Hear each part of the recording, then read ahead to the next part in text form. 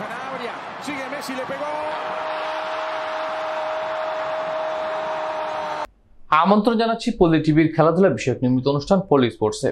দর্শক, 2 সপ্তাহের চোট কাটিয়ে ফিরলেন লিওনেল মেসি, আর ফিরেই যেন নতুন করে মনে করিয়ে দিলেন কেন তাকে ফুটবলের সর্বকালের সেরা বলা হয়। বদলি হিসেবে নেমে 1 গোল 1 চোখ ধাঁধানো অ্যাসিস্ট, তাতেই ইন্টার মায়ামি পেল লস অ্যাঞ্জেলেস গ্যালাক্সির বিপক্ষে 3-1 গোলের দারুণ জয়। বিস্তারিত জানাবো ডেস্ক রিপোর্ট থেকে।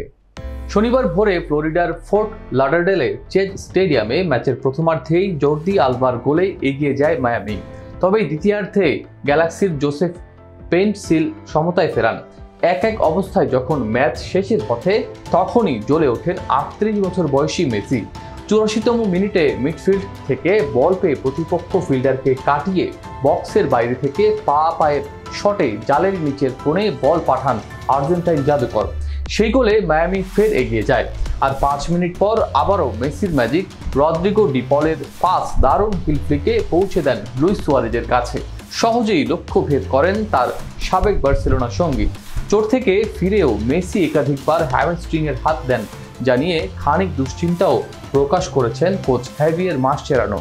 ম্যাচ শেষে তিনি বলেন, সে পুরোপুরি স্বস্তিতে ছিল না, তবে যত মিনিট গড়িয়েছে তত ভালো লাগছিল। কাল সকালে ওর অবস্থা কেমন থাকে সেটাই এখন দেখার বিষয়। এই ম্যাচে গোল ও অ্যাসিস্ট মিলিয়ে মেসির মৌসুমে অবদান দাঁড়ালো 30টিতে, 19 গোল 11 অ্যাসিস্ট। চলতি মৌসুমে গোল্ডেন বুট দৌড়েও এখন তিনি এককভাবে শীর্ষে। অন্যদিকে গত আসরের MLS কাপ চ্যাম্পিয়ন গ্যালাক্সি এবারে পশ্চিমা কনফারেন্সের তলানিতে অবস্থান করছে।